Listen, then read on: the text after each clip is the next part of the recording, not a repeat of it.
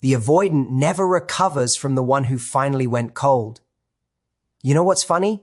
The avoidant always thinks they're in control. They pull away when things get too real, they ghost when emotions get too close, and they convince themselves they're fine without you. But the truth? The one who finally goes cold, the one who loved them deeply but stopped chasing, is the person they'll never forget, because for the first time, they met someone who mirrored their silence and didn't come back. You see, avoidant people live in a constant push and pull with connection. They crave closeness but fear losing control, so they retreat. They build distance, they create stories in their head about why intimacy feels unsafe, and they call it protecting their peace. But the story changes when the person they once pushed away stops reaching out, when your texts stop coming, when your energy, that warmth that used to chase them, turns still. That's when the avoidance starts to feel something they've spent years trying to avoid: loss, because loss is the only language that breaks through avoidance. And here's the irony. It's not your love that teaches them the lesson. It's your absence. When you finally go cold, you become the mirror they can't escape. You show them what it feels like to be on the other side of emotional distance, and suddenly the avoidant realizes, too late, that indifference feels far colder than love ever did. But here's the secret I want you to remember. You weren't their punishment. You were their opportunity, and walking away wasn't about making them regret. It was about remembering your worth. Avoidance often wears the mask of strength. To the outside world, the avoidant looks calm, composed, and unbothered. They seem to have mastered the art of detachment, as if they are immune to heartbreak, immune to chaos, immune to the emotional storms that sweep through other people's lives. But underneath that calm exterior is not confidence, it's fear.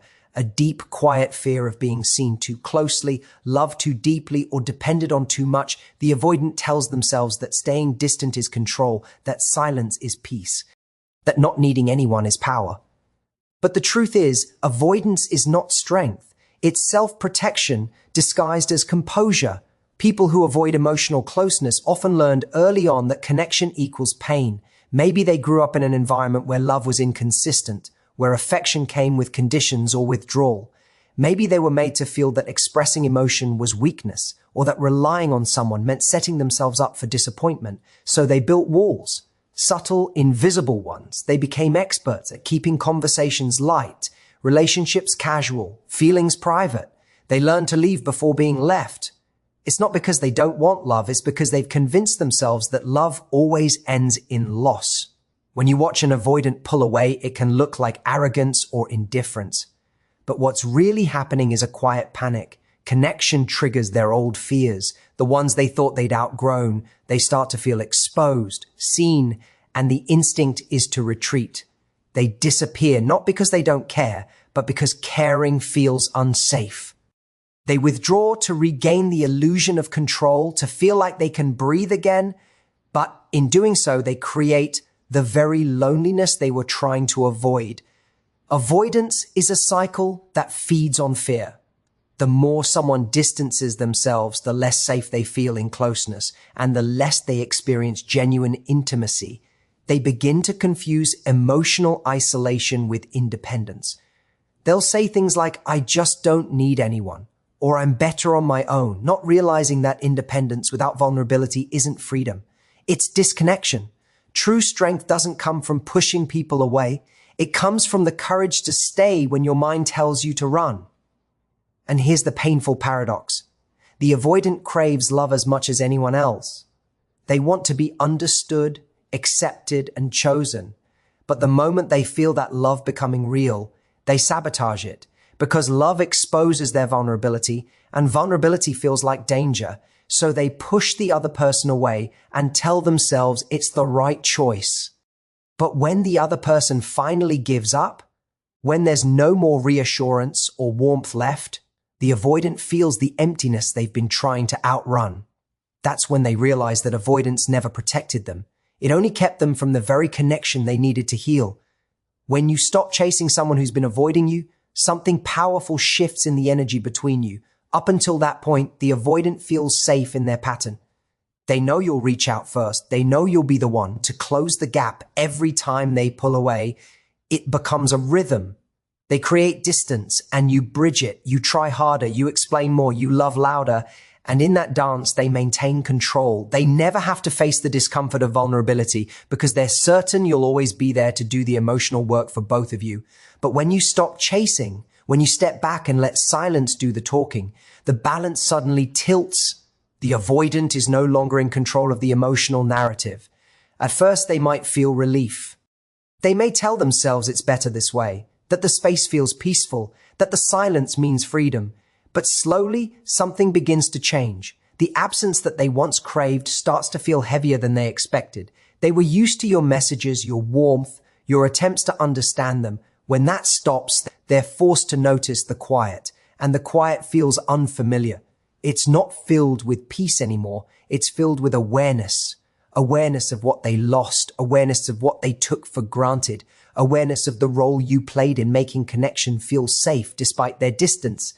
Avoidant people often expect others to fill the silence. They rely on being pursued. Even if they act like they don't want to be, it feeds their need for control. They can keep their walls up while still feeling wanted. But when you stop chasing, you remove that comfort. You stop rewarding emotional unavailability. You stop teaching them that love means endless patience without accountability. Instead, your silence introduces them to consequence. Not as punishment, but as reality. They begin to understand that emotional withdrawal doesn't always guarantee someone will come after them. Sometimes, it just guarantees they'll end up alone. The power in not chasing isn't about manipulation or proving a point. It's about reclaiming your energy.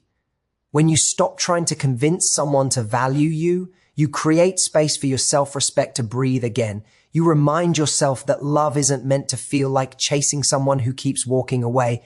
That kind of love becomes a performance. You become the one doing all the work while the other person hides behind their fear. When you stop, you end the performance. You stop dancing to a rhythm that only keeps you exhausted. And in that stillness, something remarkable happens. The avoidant has to face themselves. They can't project blame or hide behind your persistence. The silence becomes a mirror reflecting their patterns back at them. It shows them the emotional void they've been avoiding, and for the first time, they can't escape it. Whether they reach out or not, the shift has already happened.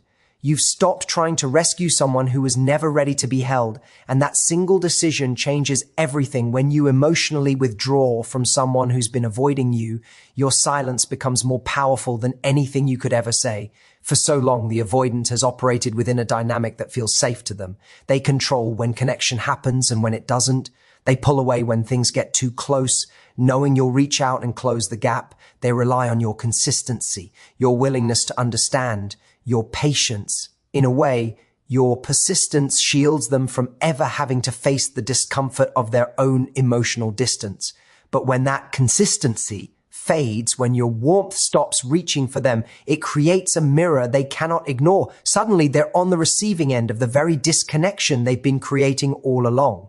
For someone avoidant, emotional distance is familiar when they're the one creating it. It feels manageable because it's on their terms. But when you're the one who pulls back, the distance feels completely different. It's no longer a choice they control. It's something happening to them. That's the moment the mirror forms. They start to feel what it's like to be uncertain about someone's feelings. They begin to experience the silence they once used to protect themselves. Only now that silence doesn't feel safe. It feels suffocating. They start to think about what you might be feeling, where your attention might be, and whether they've finally gone too far in pushing you away. The absence of your effort forces them to confront the emotional consequences of their avoidance. It's one thing to avoid intimacy when someone else keeps trying. It's another when there's no one left to fill the space. Your emotional withdrawal is like holding up a mirror to their behavior. It shows them in real time what their patterns feel like for the other person. They begin to see how isolating and painful that distance truly is. They may not admit it right away, but deep down, they recognize it. And that recognition stays with them. It lingers in the quiet moments when they expect your message and it never comes, when they realize that silence doesn't always mean peace. In that reflection, something inside them shifts. The dynamic they depended on begins to unravel. They can no longer tell themselves that emotional detachment keeps them safe, because for the first time, it's costing them something that mattered. Your emotional withdrawal doesn't punish them. It awakens them. It shows them that connection isn't guaranteed, that love can fade quietly when it's not nurtured. They start to see that the distance they thought was protection has turned into loss. They see that by trying to avoid vulnerability, they've avoided real intimacy. The mirror you hold up through your silence becomes their first real confrontation with themselves, with the reality that emotional safety doesn't come from running away, but from learning to stay present when connection feels uncomfortable.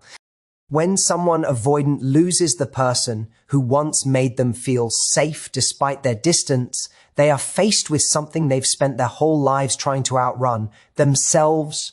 Avoidance is a shield built from fear, but fear can only protect you for so long before it turns into isolation. The avoidant often believes they can move on easily from people because they never allowed themselves to be fully emotionally invested. They convince themselves that keeping things surface level will spare them from heartbreak, but when they finally lose someone who saw through their walls and loved them anyway, something inside them cracks. The loss exposes the emptiness behind their defense mechanisms. They don't recover quickly, not because they can't find someone new, but because what they've lost isn't just a relationship.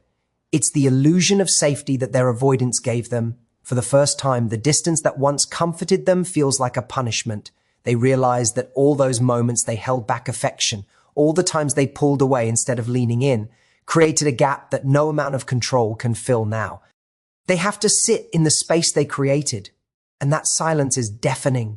The same walls they built to protect themselves have now become the prison that keeps them alone. When someone patient and emotionally available walks away, it forces the avoidant to face what they've been avoiding all along.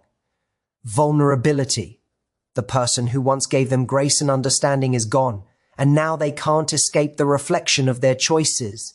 The comfort of having someone who loved them despite their distance is no longer there to soften the blow. They are left with their own thoughts, their own guilt, their own realization that love doesn't wait forever for someone to be ready. That's when regret begins to take root. It's not immediate. It grows slowly in the quiet moments when they least expect it.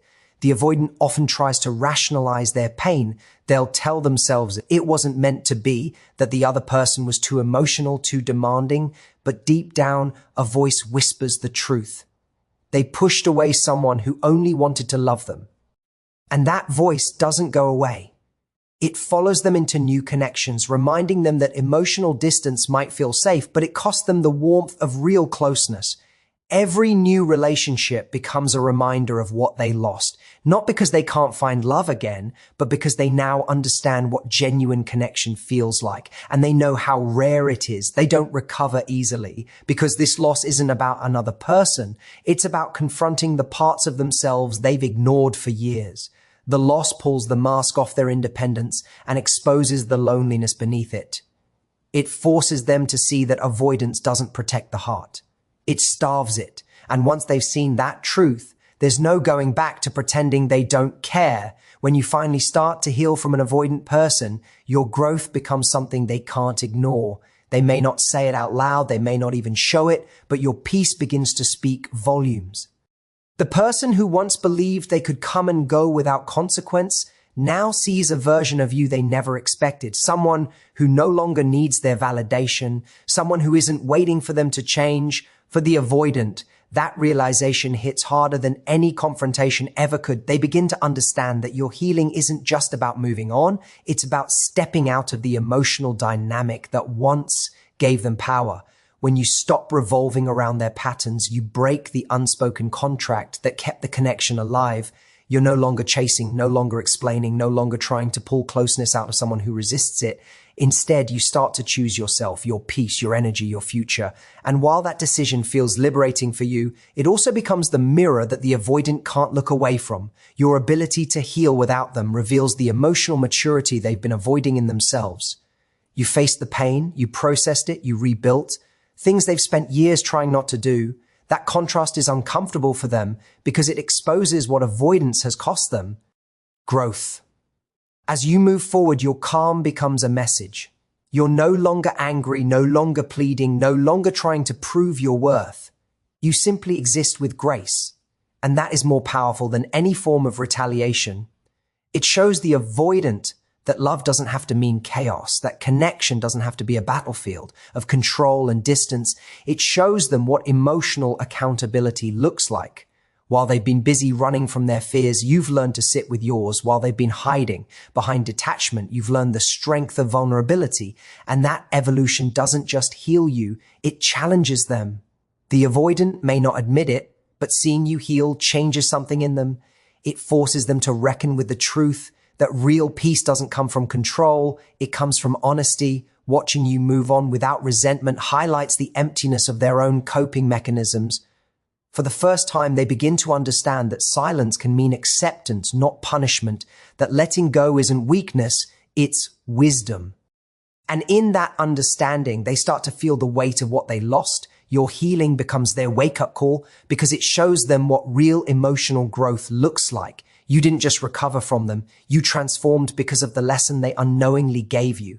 The love that once felt one-sided becomes a turning point. For you, a chapter closed with grace, and for them, a realization that running from love only ever leads back to themselves. When you finally understand the story behind avoidance, you stop taking it personally. You see that it was never really about you. It was about someone's fear of being seen too deeply, loved too honestly, or needed too much. But what the avoidant never expects is that one day the person who kept showing up, the one who kept trying, will stop, not out of anger, not out of spite, but out of self-respect. And when that moment comes, something powerful happens. The avoidant is left alone with the silence they once created, and you are finally free from trying to fix what was never yours to heal. This is the part of the story that doesn't get told enough, that walking away isn't weakness, it's wisdom. It's the moment you choose peace over potential, clarity over confusion, and self-worth over waiting for someone who isn't ready to meet you halfway. The avoidant may never fully recover from losing you, not because you were perfect, but because you represented the one thing they kept running from. Genuine connection. Your love was real, your effort was real, and your decision to let go was the moment you reclaimed your power. So if you've ever found yourself loving someone who couldn't meet you emotionally, remember this. Your capacity to love deeply is not a flaw, it's a gift. The fact that someone couldn't hold it doesn't mean it wasn't valuable. It means they weren't ready. Sometimes your greatest act of love is walking away with your dignity intact and your heart still open to what's next. Healing doesn't mean you stop caring. It means you stop chasing. And that's the kind of quiet strength that changes everything. Because one day, the avoidant will look back and realize that the silence you left behind wasn't coldness. It was closure. It was the sound of someone choosing themselves after giving everything they could.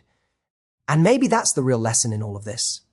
The avoidant never recovers from the one who finally went cold, because that's the moment they lose, not just a person, but a chance at the kind of love that could have set them free.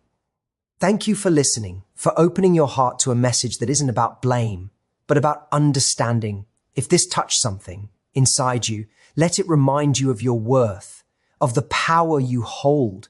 When you stop chasing what isn't chasing you back, you are not hard to love. You simply deserve someone who doesn't make you beg to be seen. Thank you for being here. Thank you for choosing growth. And thank you for remembering that walking away can be the most loving thing you ever do for yourself.